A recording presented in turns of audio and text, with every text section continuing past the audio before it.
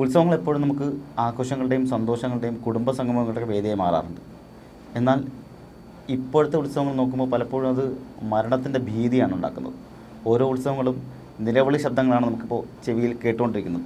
ഇപ്പോൾ കഴിഞ്ഞ തൃശ്ശൂരിലെ വെടിക്കെട്ട് അപകടവും ഏതാണ്ട് അതേ തരത്തിലാണ്. സന്തോഷങ്ങളുടെയും ആഘോഷങ്ങളുടെയും വേദിയായി മാറേണ്ട ഒരു സ്ഥലം മരണങ്ങളുടെ വേദിയായി മാറുന്നു, അല്ലെങ്കിൽ ഒരു കൊലക്കളമായി മാറുന്നൊരു സാഹചര്യം നിലനിൽക്കുന്നുണ്ട് ഇപ്പോഴത്തെ. അപ്പോൾ ഈ ഒരു അവസ്ഥ എങ്ങനെയാണ് നോക്കിക്കാണുന്നത്? തീർച്ചയായിട്ടും കേരളത്തെ സംബന്ധിച്ചിടത്തോളം ഇത് ആദ്യത്തെ സംഭവമല്ല. വെടിക്കെട്ട് സ്ഫോടനങ്ങൾ ഇതിനു മുൻപും കേരളത്തിൽ ഉണ്ടായിട്ടുണ്ട്. അതിലെ ഏറ്റവും ദുഃഖകരമായ ഒരു ഓർമ്മ നമ്മളെ സംബന്ധിച്ചിടത്തോളം കുറ്റിങ്ങിലെ അപകടമാണ്. 2016 ഏപ്രിൽ 10-നുണ്ടായ അന്നത്തെ അപകടത്തിൽ 110ഓളം പേർക്കാണ് ജീവൻ നഷ്ടമായത്. അതിനുശേഷം നമ്മൾ പിന്നീട് ഇങ്ങോട്ട് കേട്ട നമ്മളെ നടുക്കിയ ഏറ്റവും വലിയ ഒരു വെടിക്കെട്ടുമായിട്ട് ബന്ധപ്പെട്ട പൂരവുമായിട്ട് ബന്ധപ്പെട്ട ഒരു അപകട വാർത്ത എന്നുള്ളത് ഈ മുണ്ടത്തിക്കോട് പാടശേഖരത്തിന് സമീപം ഉണ്ടായ സ്ഫോടനമുണ്ട്. തിരുവമ്പാടിയുടെ സ്ഫോടക വസ്തുക്കൾ സൂക്ഷിച്ചിരുന്ന വെടിക്കെട്ട് സാധനങ്ങൾ സൂക്ഷിച്ചിരുന്ന ഈ ഒരു കേന്ദ്രത്തിലാണ് തീ പിടിച്ചത്. മണിക്കൂറുകളോളം നിന്ന് കത്തുകയാണ് ചെയ്തത്. ഫയർഫോഴ്സിന്റെ യൂണിറ്റുകൾ വന്നിട്ട് പോലും അത് അണയ്ക്കാൻ സാധിക്കാത്ത രീതിയിൽ കാട്ടുതീ എന്നൊക്കെ പറയുന്ന പോലെ ആ പാടശേഖരം മൊത്തം കത്തിച്ചാമ്പലാക്കുന്ന രീതിയിലാണ് സ്ഫോടനം ഉണ്ടായത്. കിലോമീറ്ററുകൾക്കപ്പുറമുള്ള വീടുകളിലെ ജനലുകളും അവിടുത്തെ ഭിത്തിയിലൊക്കെ വിള്ളലുണ്ടാകുന്ന രീതിയിലുള്ള വലിയ സ്ഫോടനം അതാണ് സംഭവിച്ചത്. ശരിക്കും നമ്മൾ ഇതിൽ നിന്നും പാഠം ഉൾക്കൊള്ളുന്നില്ല എന്ന് പറയേണ്ടി വരും. സുരക്ഷാ വീഴ്ച എന്നതിനെക്കാട്ടി ഉപരി കൃത്യമായ മാനദണ്ഡങ്ങൾ പാലിക്കാതിരിക്കുന്നു. കൃത്യമായി സൂക്ഷിക്കേണ്ട അളവുകളുണ്ട്. തീർച്ചയായിട്ടും. അതായത് ഈ പറഞ്ഞ പോലെ കൃത്യമായിട്ട് സൂക്ഷിക്കേണ്ട എത്ര കിലോ സാമഗ്രികൾ ഒരു ദേവസ്വത്തിന് കീഴെ അല്ലെങ്കിൽ തിരുവമ്പാടി അല്ലെങ്കിൽ പാറമേക്കാവിന് കീഴെയൊക്കെ സൂക്ഷിക്കാവുന്ന കൃത്യമായ ക്രൈറ്റീരിയകളുണ്ട്. അത് പാലിക്കപ്പെടുന്നില്ല. കഴിഞ്ഞ ദിവസം ഈ പറഞ്ഞ പോലെ ചില സ്വാർത്ഥ താല്പര്യങ്ങൾ എന്ന് പോലും നമുക്ക് പറയേണ്ടി വരും. പാറമേക്കാവിന്റെ ദേവസ്വത്തിന്റെ സെക്രട്ടറി കഴിഞ്ഞ ദിവസം പറഞ്ഞിരുന്നത് വെടിക്കെട്ട് വേണ്ട, ഈ സാഹചര്യത്തിൽ വെടിക്കെട്ട് ഒഴിവാക്കുന്നു എന്നായിരുന്നു. അദ്ദേഹം പക്ഷേ ഇന്ന് രാവിലെയോടുകൂടി ആ സ്റ്റേറ്റ്മെന്റ് മാറ്റി സാമ്പിൾ വെടിക്കെട്ട് വേണ്ട എന്നുള്ളതാണ് നിലപാട് എന്നുള്ള രീതിയിലേക്ക് അത് മാറ്റി. ഇത് പലപ്പോഴും ഇത് ആളുകളുടെ ഇഷ്ടം എന്നുള്ള രീതിയിലേക്ക് ഇത്തരം മേധാവികൾ ഇതിനെ മാറ്റുമ്പോൾ പൂരം നടത്തണം, വെടിക്കെട്ട് നടത്തണം എന്നൊക്കെ ആളുകളുടെ ഇഷ്ടമാണ് എന്ന് പറയുമ്പോൾ ഇതിന്റെ ചുമതലപ്പെട്ട ആൾക്കാർ പക്ഷേ ഇതിന്റെ സുരക്ഷാ മാനദണ്ഡങ്ങൾ എത്രത്തോളം അതിന് കരുതലുണ്ടാകും എന്നുള്ളത് വലിയ ചോദ്യമാണല്ലേ. ഞാനിവിടെ ശ്രദ്ധിച്ചത് മറ്റൊരു കാര്യമാണ്. ഇപ്പോൾ ബോബ പറഞ്ഞതുപോലെ ഞാൻ ശ്രദ്ധിച്ചത് വേറൊരു കാര്യം തന്നെ. ഈ വിഷയം നടന്ന ഉടൻ തന്നെ, അല്ലെങ്കിൽ ഈ ഒരു വിഷമഘട്ടം ഉണ്ടായ ഉടൻ തന്നെ എല്ലാ രാഷ്ട്രീയ നേതാക്കളും പെട്ടെന്ന് അങ്ങോട്ട് ഓടിയെത്തി സംസാരിച്ചിട്ടുണ്ട്. എന്നാൽ അതിൽ ഒരാൾ പോലും വെടിക്കെട്ടിന് വേണ്ട, അല്ലെങ്കിൽ വെടിക്കെട്ട് ഇതോടെ അവസാനിപ്പിക്കാം എന്ന് പറയാൻ ധൈര്യം കാണിച്ചിട്ടില്ല. നോക്കിയാൽ മനസ്സിലാവും. അത് ഇടതുപക്ഷം ആയിക്കോട്ടെ, വലതുപക്ഷം ആയിക്കോട്ടെ, BJP ആയിക്കോട്ടെ, ഒരാൾ പോലും ആളെ കൊല്ലുന്ന ഈ ഒരു ഏർപ്പാട് വേണ്ട, ഇത് ഇനിയെങ്കിലും അവസാനിപ്പിച്ചുകൂടെ എന്ന് ചോദിക്കാൻ പോലും, അല്ലെങ്കിൽ അങ്ങനെ ഒരു അഭിപ്രായം പറയാൻ പോലും തയ്യാറാകാത്ത എന്തുകൊണ്ടാണ് ഞാൻ ആദ്യം ആലോചിച്ചത്. കാരണം ഞാനീ പറഞ്ഞില്ല, 1956 മുതൽ എന്തോ ആണ് നമുക്ക് ഈ അപകടങ്ങൾ നടക്കുന്നത്. ഞാൻ ആ ലിസ്റ്റ് തന്നെ എടുത്തു വെച്ചിട്ടുണ്ട്. അന്ന് ഈ അപകടം നടക്കുമ്പോൾ 1952 ആദ്യ അപകടം നടന്നത്. അന്ന് ശബരിമലയിൽ കരിമരുന്ന് സ്ഫോടനത്തിന് 68 പേരാണ് മരിക്കുന്നത്. അത് കഴിഞ്ഞിട്ട് പിന്നെ നടക്കുന്ന 1978 തൃശ്ശൂർ പൂരത്തിനോടനുബന്ധിച്ച് കുഴിയാമിട്ട് ലക്ഷ്യം തെറ്റി വീണ് 8 പേര് മരിച്ചു. അതുപോലെ 1979 തലശ്ശേരി ജഗന്നാഥ ക്ഷേത്രത്തിൽ ഉത്സവത്തിനിടെ ഡൈനാമിറ്റ് പൊട്ടിത്തെറിച്ച് 42 പേരാണ് മരിക്കുന്നത്. 1982 കുളനട ക്ഷേത്രത്തിൽ വെടിക്കെട്ട് അപകടത്തിൽ 32 പേര്. 1982 നെന്മാറ വല്ലങ്കി വേലയ്ക്കിടെ പടക്കശാല അപകടം 12 മരണം. 1987 തൃശ്ശൂർ വേലൂർ വെള്ളാറ്റഞ്ഞൂർ ക്ഷേത്രത്തിൽ വെടിക്കെട്ട് അപകടം 20 മരണം. 1990 മാർച്ച് 23 കൊല്ലം മലനട ദുര്യോധന ക്ഷേത്രത്തിൽ വെടിക്കെട്ട് ശാലയ്ക്ക് തീ പിടിച്ച് 33 പേര് മരിക്കുന്നു. അതുപോലെ തന്നെ 1999 പാലക്കാട് ആലത്തൂർ ചാമണ്ടിക്കാവ് താലപ്പൊലി ഉത്സവത്തിന് വേദി വെച്ച് അവിടെ വെടിക്കെട്ട് ദുരന്തത്തിൽ 8 പേര് മരിക്കുന്നു. 2009 ജൂലൈ 18 തൃപ്പൂണിത്തുറ മരട് വെടിമരുന്ന് അപകടം 2 മരണം. 2016 നമ്മുടെ ഈ പറഞ്ഞ പരവൂർ പൂറ്റിങ്ങൽ ക്ഷേത്രത്തിൻ്റെ അപകടം. അവിടെ ഏതാണ്ട് 110 മേൽ ആൾക്കാർ മരിക്കുന്നുണ്ട്. 2016 കൊരട്ടിയിൽ 2 മരണം. 2019 എടവണ്ണയിൽ 1 മരണം. 2019 കാലടി കാഞ്ഞൂരിൽ അതുപോലെ ഈ പറഞ്ഞ 1 മരണം. മണ്ണാർക്കാട് 2020 അവിടെ 1 മരണം. 2021 ചെറുത്തുരുത്തിയിൽ 1 മരണം. 2021 കൊയിലാണ്ടിയിൽ 1 മരണം. 2023 കുമരകം ശ്രീ കുമരമംഗലത്ത് അവിടെ 1 മരണം. 2023 തന്നെ ചെറുതുരുത്തിയിൽ 2 മരണം. 2023 ചക്കരക്കല്ല് 1 മരണം. അതുപോലെ തന്നെ 2024 ആർത്തുങ്കല്ല് വടക്കുമുറി എന്ന സ്ഥലത്ത് അവിടെ 1 മരണം ഉണ്ടാകുന്നു. 2024 തൃപ്പൂണിത്തുറ ഹിൽ പാലസിൽ പുതിയകാവ് അവിടെ 2 മരണം ഉണ്ടാകുന്നു. 2024 തന്നെ കൂത്താട്ടുകുളത്ത് 1 മരണം. 2024 പാണ്ടിക്കാട് 1 മരണം. അതുപോലെ തന്നെ വീണ്ടും 2024 കുറ്റിപ്പുറത്ത് 1 മരണം. 2024 വീണ്ടും നീലേശ്വരത്ത് 6 മരണം. അങ്ങനെ ഓരോ വെടിക്കെട്ട് നടക്കുമ്പോഴും അതിലൊരു 10 വർഷത്തെയോ അല്ലെങ്കിൽ 2 വർഷത്തെ ഗ്യാപ്പിൽ അല്ലെങ്കിൽ 1 വർഷത്തെ ഗ്യാപ്പിൽ ചിലപ്പോൾ 1 വർഷം 2024 തന്നെ നിരവധി മരണങ്ങളുണ്ടായിരുന്നു. ഇതിങ്ങനെ ഉണ്ടാകുമ്പോൾ ഹൈക്കോടതി അടക്കമുള്ള ഒരു വെടിക്കെട്ട് വേണ്ട അല്ലെങ്കിൽ ആന വേണ്ട എന്ന് പറയുന്ന സാഹചര്യം വരെ ഉണ്ടാകുന്ന സാഹചര്യം ഉണ്ടാകും. അപ്പോൾ പോലും ചിലരുടെ സ്വാർത്ഥ താല്പര്യമാണ് ഇവിടെ ഉണ്ടാകുന്നത്. അവിടെ വോട്ട് ബാങ്ക് മാത്രം ലക്ഷ്യം വെച്ചിട്ട് രാഷ്ട്രീയ പാർട്ടികൾ ഒരാളും അല്ലെങ്കിൽ രാഷ്ട്രീയ മുന്നണിയിൽ ഒരാൾ പോലും ഇത് വേണ്ട, ഇത് അവസാനിപ്പിക്കാം എന്ന് പറയാൻ ധൈര്യം കാണിക്കുന്നില്ല എന്നുള്ളതാണ് പ്രധാനപ്പെട്ട കാര്യം. തീർച്ചയായിട്ടും ഈ പറഞ്ഞ പോലെ തന്നെ ഈ കോടിക്കണക്കിന് രൂപയുടെ ഉത്സവമാണ് നടത്തുന്നത്. അതെ, ഈ പറഞ്ഞ പോലെ ഓരോ ഉത്സവത്തിലും പൊട്ടിത്തീരുന്ന കോടിക്കണക്കിന് രൂപയുടെ വെടിമരുന്നുകളും സ്ഫോടക വസ്തുക്കളും ഒക്കെ തന്നെയാണ്. പക്ഷേ പണമാണ് ഒഴുകുന്നത്, പണത്തിന്റെ കളിയാണ്. പക്ഷേ അത് സൂക്ഷിക്കുന്ന ഈ പറഞ്ഞ പോലെയുള്ള കേന്ദ്രങ്ങൾക്ക് കൃത്യമായിട്ടുള്ള സുരക്ഷാ മാനദണ്ഡങ്ങൾ ഒരുക്കാനോ അത് ഏത് രീതിയിൽ സൂക്ഷിക്കണം, ഈ പറഞ്ഞ പോലെ അതിന് ടെമ്പറേച്ചർ കൃത്യമായിട്ട് കൺട്രോൾ ചെയ്ത് സൂക്ഷിക്കാനുള്ള ശീതീകരിച്ച സംവിധാനമോ അല്ലെങ്കിൽ അതേപോലെയുള്ള എന്തെങ്കിലും പുതിയ സംവിധാനത്തിലേക്ക് കടക്കുവാനോ അതിന് മാത്രം വലിയ വിഷയക്കാണ്. ഇത്തരം ആൾക്കാരുടെ ഈ പടക്കമുണ്ടാക്കുന്ന ഇത്രയും വലിയ റിസ്ക് എടുത്ത് ആ ജോലി ചെയ്യുന്ന ആൾക്കാർക്ക് കൊടുക്കുന്ന വില എത്രയാണ് രാഷ്ട്രീയക്കാർ എന്നുള്ളത് വലിയ ചോദ്യമാണ്. ഇവിടെ വേറൊരു പ്രധാനപ്പെട്ട കാര്യം എന്ന് പറയുന്നത് വെടിക്കെട്ടുകൊണ്ട് ഉദ്ദേശിക്കുന്നത് എന്താണ്? ഞങ്ങളുടെ പേരും പെരുമയും അറിയിക്കുക എന്നുള്ളതാണ്. അതായത് ഞാനാണ് വലുതെന്ന് പാറമേക്കാവ് വിചാരിക്കുന്നു, അല്ലെങ്കിൽ ഇല്ല ഇപ്പുറത്ത് ഇവരാണെന്ന് തിരുവമ്പാടി വിചാരിക്കുന്നു. അവിടെ ഇവർ രണ്ടുപേരും തമ്മിലുള്ള മത്സരമാണ് തൃശ്ശൂർ നടക്കുന്നത്. അതുപോലെ ഏത് ക്ഷേത്രങ്ങളെടുത്താലും ഞങ്ങളാണ് കരിമരുന്നിൽ അടിപൊളി എന്ന് പറഞ്ഞ് കാണിക്കാനായിട്ട് പാലക്കാട് ഒരു സ്ഥലത്തൊരു പേര് നോക്കി അവിടെ ഈ പറയും പോലെ ഒരു പാടശേഖരം മൊത്തം നിർത്തിക്കത്തിക്കുകയാണ്. പടക്കം നിന്ന് പൊട്ടുന്നത് റീൽസാക്കി ആഘോഷിക്കുന്ന ചെറുപ്പക്കാരുള്ള നാടാണ് നമ്മുടേത്. പക്ഷേ അവിടെ ആലോചിക്കേണ്ടത് ഈ മരിച്ചവർക്കാർ സമാധാനം പറയും. 10-15 ലക്ഷം രൂപ കൊടുത്താൽ എന്താവുന്നത്? അത് ഒരു ജീവനാണ് പോയത്. ഒരു ജീവനല്ല, നിരവധി ജീവൻ അങ്ങനെ ചിന്നിച്ചിതറി പോവാണ് നമ്മുടെ കൺമുന്നിൽ. പൂറ്റിങ്ങിനവിടെ നമുക്കറിയാം 600 സംതിങ് ആൾക്കാരാണ് അപകടം പറ്റിയ ആൾക്കാർ. 110 മേലെ ആൾക്കാർ മരിക്കുന്നു. പല ആൾക്കാർക്കും സ്ഥിരമായിട്ടുള്ള അംഗവൈകല്യം.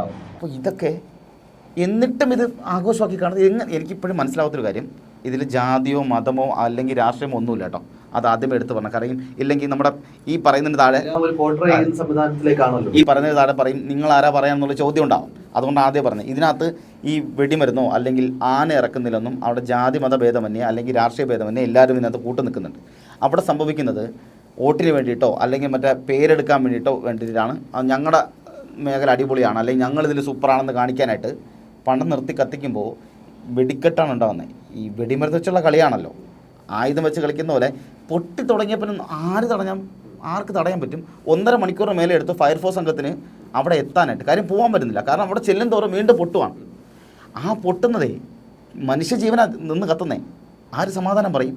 ഇതിനൊക്കെ ആരാ ഉത്തരവാദിത്തേക്കുന്നത്? ചിന്തിക്കുകയാണെങ്കിൽ കേരളം ഇന്നേ വരെ കാണാത്ത വേൽച്ചൂടിലൂടെ കടന്നു പോവുകയാണ്. അതെ, എല്ലാ ജില്ലകളും ആ രീതിയിൽ ഓലപ്പുരയ്ക്കും അത്തരം ഷെഡുകളിലൊക്കെയാണ് ഇപ്പോഴും ഈ കരിമരുന്നുകളും ഈ വെടിക്കെട്ട് കോപ്പുകളും സൂക്ഷിച്ചിരിക്കുന്നത്. അത് തന്നെ എത്ര വലിയ വിരോധാഭാസം ആലോചിച്ചു നോക്കെ. ഇവിടെ ഇവരെ ഏറ്റവും വലിയ പ്രശ്നം എന്താ പറയുമ്പോൾ അതിൽ പോലും വർഗീയത കുത്തിയിറക്കാൻ ശ്രമിക്കുന്ന ഒരു വിഭാഗം ആൾക്കാരുണ്ടാകുന്നുണ്ട്. ഈ സോഷ്യൽ മീഡിയയിൽ ഒരു പോസ്റ്റ് പ്രചരിക്കുന്നുണ്ടായിരുന്നു. അതായത് ഇതുമായിട്ട് ബന്ധപ്പെട്ട് അപകടം മനഃപൂർവ്വം ഉണ്ടാക്കിയതാണോ എന്നുള്ളത്. അതുകൂടാതെ അതിനകത്ത് പറയുന്നത് പഹൽഗാം ആക്രമണത്തിൻ്റെ വാർഷികമാണ്, അതുമായിട്ട് ബന്ധപ്പെട്ട് നടന്ന ആക്രമണമാണെന്ന് കൂടി അന്വേഷിക്കണം എന്ന് പറഞ്ഞ് കൃത്യമായി ഇതിനകത്ത് വർഗീയത തിരികാൻ വേണ്ടിയിട്ട് ശ്രമിക്കുന്ന ഒരു ആൾക്കാരുണ്ടാകും. ഇതിനേക്കാൾ വിരോധാഭാസം എന്ന് പറയുന്നത് മാധ്യമങ്ങളെല്ലാം 1 മണിക്കൂർ മുന്നേ അവിടെ പോയി ഷൂട്ട് ചെയ്തായിരുന്നു. ഇതുവരെ ഉണ്ടാകാത്ത കാര്യമാണ്. ഇവരിൽ ആരെങ്കിലും അമോണിയ വിതറിയതാണെന്ന് കൂടി NIA അന്വേഷിക്കണം എന്ന് പറഞ്ഞ് കൃത്യമായി അവിടെ ഒരു അജണ്ട വെച്ചിട്ട് മറ്റൊരു ഭാഗം ഇതിനെ വർഗീയവൽക്കരിക്കാൻ ശ്രമിക്കുന്നുണ്ട്. അവിടെ സംഭവിക്കുന്നൊരു കാര്യം എന്ന് പറയുമ്പോൾ അതെ, അവിടെ നടന്നിരിക്കുന്നത് എന്നെയും നിങ്ങളെയും പോലെ ആൾക്കാർ മരിച്ചു വീണതാണ്. എൻ്റെ കുടുംബക്കാരോ നമ്മുടെ കുടുംബക്കാരോ അല്ലായിരിക്കാം, പക്ഷെ മനുഷ്യനാണ്, ജീവനാണ് അവിടെ പൊലിഞ്ഞത്. ആ ജീവന് ഒരല്പം പോലും വില കൊടുക്കാതെ അവരവിടെ ചെയ്യുന്നത് കൃത്യമായി അവിടെ വർഗീയവൽക്കരിച്ച് ഇതിനെ ജിഹാദിവൽക്കരണം എന്ന രീതിയിലേക്ക് കൊണ്ടുപോകാൻ ശ്രമിക്കുന്നുണ്ട്. അല്ലെങ്കിൽ ആരോ അമോണിയ വിതറിയതാണ് അല്ലെങ്കിൽ അതുമായിട്ട് ബന്ധപ്പെട്ട് നടന്നതാണ് എന്ന രീതിയിലേക്ക് ഇതിനെ മാറ്റാൻ ശ്രമിക്കുമ്പോൾ അവിടെ അവർ പറയാതെ പോകുന്നത് ഈ അപകടം മാത്രമല്ല ഇവിടെ നടന്നിട്ടുള്ളത്. 1952 മുതൽ 2026 വരെ നിരവധി അപകടങ്ങൾ ഇങ്ങനെ തുടർച്ചയായി നടക്കുവാണ്. ഇതിനൊക്കെ ആരാ സമാധാനം പറയുന്നത്? ഓരോ ജീവനും പൊലിയുമ്പോൾ ഈ പറയുന്ന സർക്കാർ ആയിക്കോട്ടെ, അതുപോലത്തെ പ്രതിപക്ഷം ആയിക്കോട്ടെ, അതുപോലെ മറ്റ് രാഷ്ട്രീയ പാർട്ടികളായിക്കോട്ടെ, ഇവരെല്ലാം ശ്രമിച്ചുകൊണ്ടിരിക്കുന്നത് ഒരാൾ പോലും വന്ന് പറയുന്നില്ല വെടിക്കെട്ട് വേണ്ട, ഈ ആളെ കൊല്ലുന്ന ഈ പരിപാടി വേണ്ട, നിർത്തിക്കോ, അതിന് പുതിയ വഴികൾ ഒത്തിരി ഉണ്ടല്ലോ, നിങ്ങൾ അത് ചെയ്യ്, ഇങ്ങനെ എന്തിനാണ് ചെയ്യുന്നതെന്ന് ചോദിക്കാൻ ഒരാളുണ്ടാവുന്നില്ല. അതെന്താ ചോദിക്കാത്ത ഒരാളും? അല്ലെങ്കിൽ തീപിടുത്തം ഉണ്ടാവാത്ത രീതിയിലേക്ക് അതിന്റെ ക്വാളിറ്റി മാറ്റാനും അത് അത് സൂക്ഷിച്ചു വെച്ചിരിക്കുന്ന കേന്ദ്രങ്ങൾ സൂക്ഷിച്ചു വെച്ച് അതൊക്കെ നിരോധിക്കേണ്ടതാണ്. നിരോധിച്ച എത്രയേറെ വസ്തുക്കൾ ഇപ്പോഴും ഇവിടെ ഈ ഇതിന്റെ കൂട്ടത്തിൽ പടക്കങ്ങളുടെ കൂട്ടത്തിൽ ഈ നാടൻ ബോംബ് എന്ന് പറഞ്ഞ് പിടിക്കുന്ന സാധനങ്ങളുണ്ടല്ലോ, ഇതിൻ്റെയൊക്കെ 10 ഇരട്ടി തീവ്രതയുള്ള സാധനങ്ങളാണ് ഈ പടക്കം എന്ന് പറഞ്ഞ് പൊട്ടിക്കുന്നത്. നമ്മൾ ഈ നാടൻ ബോംബ് എറിയുക എന്നുള്ള സാധനം വാർത്തകൾ നിരന്തരം നമ്മൾ കാണുന്നതും നമ്മൾ തന്നെ പറയുന്നതുമാണ്. അതിൻ്റെയൊക്കെ 10 ഇരട്ടി ഇത് പ്രകടശേഷിയുള്ളതാണ് ഈ പൊട്ടുന്നത്. അതാണ് ഈ പറഞ്ഞത്. അപ്പം ഫയർഫോഴ്സിന് പോലും എത്താൻ പറ്റാത്ത, അല്ലെങ്കിൽ ഈ പറഞ്ഞ രക്ഷാപ്രവർത്തകർക്ക് പോലും ഓടിച്ചെല്ലാൻ പറ്റാത്ത രീതിയിൽ നിരന്തരം പൊട്ടുകയും അതിലൂടെ പല വീടുകളിലും അതിൻ്റെ പ്രകമ്പനം ഉണ്ടായി വിള്ളലുകളും ഗ്ലാസ്സൊക്കെ പൊട്ടുന്നതിൻ്റെ CCTV ദൃശ്യങ്ങൾ വരെ പുറത്തു വന്നിട്ടുണ്ട്. അത്രത്തോളം മാരകമായ സ്ഫോടനമാണ് ഉണ്ടാകുന്നത്. എന്തായാലും മന്ത്രിസഭാ യോഗം കൂടി എടുത്ത തീരുമാനം സ്ഥിരമായിട്ട് വെടിക്കെട്ട് നിർത്താനുള്ളതല്ല. വളരെ വൈകാരികമായ രീതിയിൽ കേരളം ഇരിക്കുന്നൊരവസ്ഥയിൽ വെടിക്കെട്ട് നടത്തി കഴിഞ്ഞാൽ ഒരു പക്ഷേ സർക്കാരിനും അത്തരം ദേവസ്വം പ്രതിനിധികൾക്കും വലിയ രീതിയിലുള്ള തിരിച്ചടിയാകുമെന്നുള്ള ഭയം കൊണ്ട് മാത്രമാണ് താൽക്കാലികമായ അത്തരത്തിലുള്ള തീരുമാനത്തിലേക്ക് എത്തിയത്. അതല്ല സ്ഥിരമായിട്ട് വെടിക്കെട്ട് നിർത്തുമെന്നല്ല പറഞ്ഞത്. ഇത്തവണ തൃശ്ശൂർ പൂരത്തിന് വെടിക്കെട്ടില്ല എന്ന് മാത്രമാണ് പറഞ്ഞത്. ഇതിനോടൊപ്പം പറയേണ്ട ഒരു കാര്യം കൂടിയുണ്ട്. ഇതിനോടൊപ്പം എടുത്ത് പറയേണ്ടതാണ് ഈ ആനയുടെ ആക്രമണം എന്ന് പറയുന്നത്. രണ്ടും ഉണ്ടാവുന്നുണ്ട്. ഈ നമുക്കറിയാം ഒരു മിണ്ടാപ്രാണിയാണത്. ആ മിണ്ടാപ്രാണിയെ കോലുകൊണ്ട് കുത്തിക്കൊണ്ടുവന്ന് ചട്ടം പഠിപ്പിച്ച് കൊണ്ട് നിർത്തുമ്പോൾ സ്വാഭാവികമായിട്ട് ഇന്ന് അല്ലെങ്കിൽ നാളെ ഇടയും കുസൃതി എന്ന് പറഞ്ഞ് കളിയാക്കുന്ന ആൾ അങ്ങനെ പറഞ്ഞു കഴിഞ്ഞാൽ ഇത് വലിയ ആനപ്രയമായിട്ട് പോർട്രേറ്റ് ചെയ്യുന്ന ആൾക്കാരുടെ സ്നേഹമാണ് മനസ്സിലാവാത്തത്. ഒരു കാട്ടിൽ ജീവിക്കേണ്ട സ്വൈര്യവിഹാരം നടത്തി അതിന്റെ അറ്റ്മോസ്ഫിയറിൽ നിന്നും അതിന്റെ കേന്ദ്രത്തിൽ നിന്നും അതിനെ പിടിച്ചു കെട്ടിക്കൊണ്ടുവന്ന് നിർത്തിയിട്ട് തീപ്പന്തവും സൈഡിൽ കത്തിച്ചു വെച്ചിട്ട് ഇയാളും ആരോഗ്യത്തിന്റെ ഇടയ്ക്ക് കൊട്ടും പാട്ടും കേട്ട് അത് ഗതികെടുമ്പോൾ ഈ പറഞ്ഞ കണക്ക് അല്ലെങ്കിൽ അതിന്റെ അത്ര ശാരീരികമായിട്ടുള്ള പ്രത്യേകതകൾ കൊണ്ട് മതപ്പാട് കാണിക്കുമ്പോൾ ഈ പറഞ്ഞ പോലെ അതിനെ കുറ്റം പറഞ്ഞിട്ട് കാര്യമുള്ളൂ. അത് ആനപ്രയമാണ് പോലും. അത് വലിയ ആനപ്രയം ആനസ്നേഹികളുമാണ്. ഇത് ഏറ്റവും വലിയ വിരോധാഭാസം എന്ന് പറയുന്നത് ആനയെ സംബന്ധിച്ചോളം ആനയ്ക്ക് ഓവർ ക്രൗഡോ വലിയ ശബ്ദമൊന്നും ആനയ്ക്ക് ഇഷ്ടമല്ല. ആനയെ സംബന്ധിച്ച് ആനയ്ക്കത് താല്പര്യമേ ഇല്ലാത്ത കാര്യമാണ്. ആനയ്ക്കത് സഹിക്കാനും പറ്റത്തില്ല. അവിടെയാണ് നമ്മൾ കൊണ്ടുവന്ന് ആനയുടെ മുന്നിലാണ് വലിയ പന്തം കൊളുത്തി വെക്കുന്നത്. ആനയുടെ മുന്നിലാണ് ചെണ്ട കൊട്ടുന്നത്. ആനയുടെ മുന്നിട്ടാണ് പടക്കം പൊട്ടിക്കുന്നത്. ഇതേ ആനയെ പൊരി വെയിലത്ത് റോഡിലൂടെ ഇങ്ങനെ നടത്തിക്കുവാണ്. അതിൻ്റെ കാലിൻ്റെ വെള്ളയെന്ന് പറയുന്നത് അത്രയും നല്ല സ്മൂത്തായിട്ടൊരു ഭാഗമാണ്. അവിടെ ചെറിയൊരു മുള്ളു കൊണ്ടാൽ പോലും അതിന് സഹിക്കാൻ പറ്റത്തില്ല.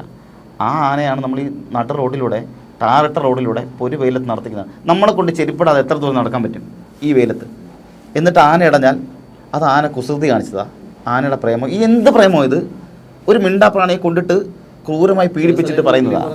ചെറിയ ക്ഷേത്രങ്ങളിലൊക്കെ റോബോട്ടിക് ആനയൊക്കെ വന്നു തുടങ്ങി. അങ്ങനെയൊക്കെ ആക്കുന്നേ അതിന്റെ ഭംഗി കണ്ടാൽ മതിയെങ്കിൽ ഈ പറഞ്ഞ പോലെ മനുഷ്യനെ ഉപദ്രവിക്കാത്ത ആനയെ മനുഷ്യനെ ഉപദ്രവിക്കാത്ത രീതിയിലേക്ക് അത്തരം സംവിധാനങ്ങൾ ഉപയോഗപ്പെടുത്തുന്നത്. കാലം ഇത്ര മാറിയില്ലേ? നമ്മുടെ ഈ വെടിക്കെട്ടായിരുന്നാലും ആനയായിരുന്നാലും ഉത്സവത്തിൽ ഒഴിച്ചുകൂടാൻ പറ്റാത്ത സാധനങ്ങളാണ്. നമുക്കെല്ലാം ഇഷ്ടമാണ്. നമ്മൾ സമ്മതിക്കുന്നുണ്ട്. നമുക്കത് ഇഷ്ടമാണ്. ആനയെ കാണുന്നത് ഏതൊരാൾക്കും ഇഷ്ടമുള്ള കാര്യമാണ്. നമുക്ക് ഈ എത്ര കണ്ടാലും മതി വരാത്ത 1-2 കാര്യങ്ങളുണ്ട്. അതിലൊന്നാണ് ഈ മഴവില്ല്, അതുപോലെ തന്നെ ആന, കടൽ, ഇതൊക്കെ നമുക്ക് എപ്പോഴും ഇഷ്ടമുള്ള കാര്യങ്ങളാണ്. അതുകൊണ്ട് ഇങ്ങനെ ക്രൂരമായിട്ട് പീഡിപ്പിക്കണമെന്നാണ്. സെയിം അതുപോലെയാണ് ഈ വെടിക്കെട്ട്. നമുക്ക് ഇഷ്ടം, സമ്മതിക്കുന്നു. നമ്മളത് വെടിക്കെട്ട് നമ്മളിപ്പോഴും വെടിക്കെട്ട് നമ്മൾ നോക്കും, ആസ്വദിക്കുന്ന ആൾക്കാരാണ്. പക്ഷെ കൃത്യമായിട്ടുള്ള മാനദണ്ഡങ്ങൾ, കൃത്യമായിട്ടുള്ള സുരക്ഷാ സംവിധാനങ്ങൾ ഒരുക്കണം. അതിന് ശാശ്വതമായ ഒരു പ്രോട്ടോകോളിനെക്കാട്ടി ഉൾപ്പെടെ അതിന് നിരീക്ഷണ സംവിധാനങ്ങൾ വേണം. എല്ലാ സമയത്തും ഈ പറഞ്ഞതുപോലെ അത്തരം ഈ പടക്കങ്ങൾ സൂക്ഷിക്കുന്ന കേന്ദ്രങ്ങൾ, പടക്കങ്ങൾ നിർമ്മിക്കുന്ന കേന്ദ്രങ്ങൾ, അവിടെയൊക്കെ കൃത്യമായ നിരീക്ഷണം, സർവൈലൻസ് ഉണ്ടാവും. ചാനലുകൾ അവിടെ നേരത്തെ ബൈറ്റ് എടുക്കാൻ പോയി എന്നുള്ള കാര്യം പറഞ്ഞായിരുന്നല്ലോ. അവിടെ പോലും അത്രയും സുരക്ഷിതമായിട്ടാണ് അവർ കയറ്റി വിടുന്നത്. കാര്യം അത്രയും ഇവിടെ കയറാൻ പാടില്ല, അല്ലെങ്കിൽ ഇവിടെ നിൽക്കാൻ പാടില്ല, ചെരുപ്പ് വരെ ഊരിയിട്ടിട്ടാണ് പോയി. അതൊക്കെ പ്രിക്കോഷൻ അവർ എടുത്തിട്ടുണ്ട്. എന്നിരുന്നാൽ പോലും ചെറിയൊരു തീപ്പൊരി മതിയല്ലോ കത്തിച്ചാമ്പലാവാൻ. അതാണ് ഇവിടെ സംഭവിച്ചത്. കാരണം അതിലൊരു ആൾ പറയുന്നത് ഞാൻ കേട്ടായിരുന്നു. ഞാൻ നോക്കുമ്പോഴത്തേക്ക് പെട്ടെന്ന് തീപ്പൊരി വീണു. അപ്പോൾ ചതിച്ചു എന്ന് എനിക്ക് മനസ്സിലായി. ഞാൻ പിന്നെ അവിടെ നിന്ന് ഓടി രക്ഷപ്പെടുകയാണ് ചെയ്തത്. ഡൈനാമിറ്റൊക്കെ പൊട്ടിത്തെറിക്കുന്ന സാഹചര്യം ഉണ്ടായിട്ടുണ്ട്. അപ്പോൾ അവിടെ നിന്ന് ഓടിയ കഴിഞ്ഞ ദിവസം അയ്യപ്പദാസ് ഒരു അവിടെ പോയി ബൈറ്റ് എടുക്കുന്നൊരു സാധനം കണ്ടായിരുന്നേ. അതിൽ ഒരു പീസ് കിടക്കുന്നുണ്ട്. മനോരമയിൽ തന്നെ ആ ഒരു ഇറച്ചി കഷ്ണം കിടക്കുന്നുണ്ട്. ശരീരത്തിൻ്റെ ഏത് ഭാഗമെന്ന് പോലും അറിയാത്തൊരവസ്ഥ ഉണ്ടാകുന്നുണ്ട്. അങ്ങനെയാണ് അവിടെ ചിന്നിച്ചിതറി പോയിരിക്കുന്നത്. എന്നിട്ടും പഠിക്കാത്തവരാണ് നമ്മൾ. അതാണ് എനിക്ക് മനസ്സിലാവാത്തത്. ഈ പറഞ്ഞ ഇത് നടപടി എടുക്കേണ്ടതാരാ? ഇതിനകത്തൊക്കെ ഇത് വേണ്ട എന്ന് പറയേണ്ട സർക്കാരാണ്. 2 കാര്യങ്ങളാണ്. ഒന്നുകിൽ ഈ പറഞ്ഞ പോലെ ശാശ്വതമായിട്ട് ഇത്തരം കാര്യങ്ങൾ വേണ്ട, അത് കോടതിയുടെ അടക്കം നിർദ്ദേശങ്ങൾ പാലിച്ചുകൊണ്ട് കൃത്യമായിട്ട് തന്നെ അതിനൊരു നിയമം കൊണ്ടുവന്ന് ഇത് വേണ്ടാന്ന് വെക്കണം. അല്ലെങ്കിൽ കൃത്യമായിട്ടുള്ള സുരക്ഷാ മാനദണ്ഡങ്ങൾ ഒരുക്കണം. ഇതിന് താപനില ക്രമീകരിക്കാൻ ഉൾപ്പെടെ കൃത്യമായിട്ട് അത് സൂക്ഷിക്കേണ്ടതിന്റെ സയന്റിഫിക് മെത്തേഡ്സ് ഉപയോഗിച്ചുകൊണ്ട് പരമാവധി കുറയ്ക്കാൻ. പറഞ്ഞ പോലെ പടക്കങ്ങളാണ് പൊട്ടാനുള്ള സാധ്യതയുണ്ട്. പക്ഷേ ആ സാധ്യത കുറയ്ക്കാനെങ്കിൽ ശ്രമിക്കണ്ടേ? അതിന് കൃത്യമായിട്ട് പ്രോട്ടോകോൾസ് ഇതുവരെ സർക്കാരിന്റെ ഭാഗത്ത് ഉണ്ടായിട്ടുണ്ടോ? അതുമാത്രമല്ല, ഇവിടെ വേറൊരു കാര്യം കൂടി പറയണം. 10 മണിയായാൽ മൈക്ക് ഓഫ് ചെയ്യണമെന്ന് പറയുന്ന പോലീസ് ഈ ടൺ കണക്കിന് സ്ഫോടക വസ്തു അവിടെ കിടക്കുന്നത്. അതിനകത്ത് ഇവരെന്ത് നടപടി എടുക്കുന്നത്? ആലോചിക്കണം. 10 മണിക്ക് സൗണ്ട് ക്ലോസ് ചെയ്യണം, മൈക്ക് ഓഫ് ചെയ്യുമെന്ന് പറയുന്ന കാര്യം പോലും പലരും സാധിക്കുന്നില്ല. ഇവിടുത്തെ ഏറ്റവും വലിയ വിരോധാഭാസം കേരളത്തിന്റെ ആവട്ടെ ഇന്ത്യയുടെ സാമൂഹ്യ പശ്ചാത്തലം എടുക്കുകയാണെങ്കിൽ കോടതിയാവട്ടെ നിയമങ്ങളാകട്ടെ അതൊരു വഴിക്ക് പോകും. മതം, രാഷ്ട്രീയം തുടങ്ങിയ കാര്യങ്ങൾക്ക് ഇതെല്ലാം അതീതമാണ്. അതായത് ഏറ്റവും വലിയ പ്രശ്നവും പ്രത്യേകത അത് തന്നെയാണ്. നമ്മൾ ഇത്തരം കാര്യങ്ങൾ പറയുമ്പോഴത്തേക്ക് നമ്മളെ ഒരു എന്തോ ഒരു കൈൻഡ് ഓഫ് മേഖലയിൽ നമ്മളെ മാറ്റി നിർത്തും. അതെ, പോലെ മാറ്റി നിർത്തുമ്പോഴാണ് ഇതിന്റെ ഏറ്റവും വലിയ പ്രശ്നം. ഇത് മനുഷ്യന്റെ സുരക്ഷയുമായിട്ട് ബന്ധപ്പെട്ട നമ്മളിത് പറഞ്ഞാൽ രാജ്യദ്രോഹിയും അതുപോലെ സംസ്ഥാന ദ്രോഹിയൊക്കെ മാറും, സംസ്ഥാന വിരോധിയൊക്കെയായി മാറും, അതുപോലെ തന്നെ സർക്കാർ വിരോധിയായി മാറും. അങ്ങനെയൊക്കെ ഉണ്ടാകുന്നുണ്ട്. ഞാൻ ഇപ്പോഴും പറയുന്നത് ആഘോഷങ്ങളാണ്. ആഘോഷങ്ങൾ എപ്പോഴും നമുക്ക് സന്തോഷങ്ങൾ നൽകുന്നതാണ്. ആഘോഷവേളകൾ എപ്പോഴും നമുക്ക് സന്തോഷങ്ങൾ മാത്രം നൽകട്ടെ. പകരം അവിടെ സങ്കടത്തിൻ്റെ ഇതിലേക്ക് പോകുമ്പോൾ അത് നമ്മൾ മനസ്സിലാക്കണം. ഒരു തവണ രണ്ട് തവണ ഉണ്ടല്ലോ, അവിടെ ഒരു സങ്കടം ഉണ്ടാകുന്നുണ്ട്, അവിടെ ബുദ്ധിമുട്ടുണ്ടാകുന്നുണ്ടെങ്കിൽ അത് എന്തുകൊണ്ട് ഉണ്ടാകുന്നുള്ളത് നമ്മൾ ആദ്യം മനസ്സിലാക്കണം. അത് ഉണ്ടാകാതിരിക്കാനുള്ള നടപടിയാണ് പിന്നീട് ഉണ്ടാകുന്നത്. തൃശ്ശൂർ വെടിക്കെട്ട പോടം, അതുപോലെ തൃശ്ശൂർ ഈ ആനയുടെ എന്ന സംഭവങ്ങളൊക്കെ നിരന്തരം ഉണ്ടായിക്കൊണ്ടിരിക്കുകയാണ്. അങ്ങനെ ഒരു സാഹചര്യം അവിടെ ഉണ്ടാകുന്നുണ്ടെങ്കിൽ അത് എന്തുകൊണ്ട് ഉണ്ടാകുന്നു നോക്കണം. അത് ഒഴിവാക്കാനുള്ള നടപടി സർക്കാരും അതുപോലെ ജനപ്രതിനിധികളും അതുപോലെ തന്നെ ബാക്കി സംവിധാനങ്ങളെല്ലാം എടുക്കണം. ഇതൊന്നും ചെയ്യുന്നില്ല എന്ന് മാത്രമല്ല, 4 വോട്ടിന് വേണ്ടിയിട്ട് എന്തും കാണിക്കട്ടെ കുഴപ്പമില്ലാത്ത തരത്തിലേക്ക് മാറുന്നുണ്ടെങ്കിൽ അതൊരിക്കലും അംഗീകരിച്ച് കൊടുക്കരുത്. കാരണം അവിടെ പോകുന്നത്, അവിടെ പൊലിയുന്നത് ജീവനാണ്. നമ്മൾ ഈ മനുഷ്യജീവൻ മാത്രം പറയരുത്, ഓരോ ജീവനും അവിടെ നഷ്ടപ്പെടുന്നുണ്ട്. ആ ജീവന് വിലയുണ്ട്. ആ ജീവൻ്റെ വില നമ്മളെങ്കിലും മനസ്സിലാക്കണം. നമ്മൾ മനസ്സിലാക്കിയില്ലെങ്കിൽ മറ്റാര് മനസ്സിലാക്കണം എന്നുള്ള ചോദ്യം കൂടി അവിടെ ഉണ്ടാകുന്നുണ്ട്. അത് സർക്കാർ തന്നെ മനസ്സിലാക്കണം. സർക്കാരിനുള്ള നടപടി എടുത്തേ തീരൂ, അല്ലെങ്കിൽ കോടതി അത് കൃത്യമായി അല്ലെങ്കിൽ മോണിറ്ററേഷൻ നടത്തുക തന്നെ വേണം. ഇതല്ലാന്നുണ്ടെങ്കിൽ വീണ്ടും വീണ്ടും ഈ അപകടം ഉണ്ടായിക്കൊണ്ടിരിക്കും. അപ്പോഴെല്ലാം നമ്മൾ ഇത് പറഞ്ഞ പോലെ പരസ്പരം രണ്ടുപേരും സംസാരിച്ച് അവിടെ തീരും. അത് കഴിയുമ്പോൾ വീണ്ടും ഇത് തന്നെ ഉണ്ടാവും. അതുണ്ടാകരുത്. അത് ഇനിയെങ്കിലും ഇതൊരു അവസാനമായിരിക്കണം. തീർച്ചയായിട്ടും ബാദുഷ തുടക്കത്തിൽ പറഞ്ഞ പോലെ തന്നെ ഒരു എണ്ണിയാലൊടുങ്ങാത്ത ലിസ്റ്റുകൾ, എണ്ണിയാലൊടുങ്ങാത്ത അവാർഡുകൾ ഇതിനോടകം തന്നെ കേരളത്തിൽ സ്ഫോടനം സംഭവിച്ചു കഴിഞ്ഞു. അത്തരം വെടിക്കെട്ട് ദുരന്തങ്ങൾ സംഭവിച്ചു കഴിഞ്ഞു. ഇനിയെങ്കിലും കൃത്യമായിട്ടുള്ള മാനദണ്ഡങ്ങളും നിയമങ്ങളും മോണിറ്ററിംഗ് നിരീക്ഷണ സംവിധാനങ്ങൾ ഉണ്ടാകണം. അതിനൊപ്പം തന്നെ ഈ പറഞ്ഞ പോലെ തന്നെ അതിൽ ഒരു കൃത്യമായി നിരീക്ഷിക്കാനായിട്ട് നമ്മൾ തുടക്കത്തിൽ പറഞ്ഞ പോലെ തന്നെ നിയമങ്ങൾ ഉണ്ടാക്കുന്നതിനോടൊപ്പം തന്നെ അത് പാലിക്കപ്പെടുന്നുണ്ടോ എന്ന് കൃത്യമായി ഈ ഉത്സവ വേളകൾ നിരീക്ഷിക്കാനായിട്ട് ഒരു കമ്മിറ്റിയോ ഒരു സംവിധാനമോ സർക്കാർ സ്ഥിരമായിട്ട് ഇതിന് ഏർപ്പെടുത്തണം എന്നുള്ളതാണ് പറയാനുള്ളത്. അവസാനമായിട്ട് ഒരു കാര്യം കൂടി പറയാം. ദയവേത് മനുഷ്യജീവനെ വെച്ച് ജാതിയോ മതമോ കളിക്കരുത്. കാരണം മനുഷ്യജീവനാണോ പൊലിയുന്നത്. അവിടെ ജാതിക്കോ മതത്തിനോ രാഷ്ട്രീയത്തിനോ ഒന്നും ഒരു പ്രസക്തിയില്ല. അവിടെ ജീവന് മാത്രമേ പ്രസക്തിയുള്ളൂ. അവിടെ അമ്പലമാണോ പള്ളിയാണോ ചർച്ചാണോ എന്നുള്ളതല്ല വിഷയം. അവിടെ പൊലിയുന്നത് മനുഷ്യജീവനാണ് എന്നുള്ളത് മാത്രമാണ് വിഷയം. അതെങ്കിലും മനസ്സിലാക്കുന്നത് നല്ലതാണ്. തീർച്ചയായിട്ടും ഇന്നലെ വിഷ്വൽസിൽ കണ്ടതുപോലെ വളരെ സന്തോഷകരമായിട്ട് നാടൻ പാട്ടൊക്കെ പാടി ഈ പടക്കം ഉണ്ടായിക്കൊണ്ടിരുന്ന ആൾക്കാരാണ് ഇന്ന് കയ്യും കാലുമായിട്ട് ശരീരം ഏതാണ്, ആൾക്കാർ ഏതാണ് എന്ന് തിരിച്ചറിയാൻ പോലും DNA ടെസ്റ്റ് നടത്തേണ്ട അവസ്ഥയാണ്. ആ ഒരു അവസ്ഥ, ആ ഒരു ദുരന്തം ഇനി ഒരിക്കലും കേരളം കാണാതിരിക്കട്ടെ എന്നാണ് നമുക്ക് ആത്മാർത്ഥമായിട്ട് ആഗ്രഹിക്കേണ്ടത്.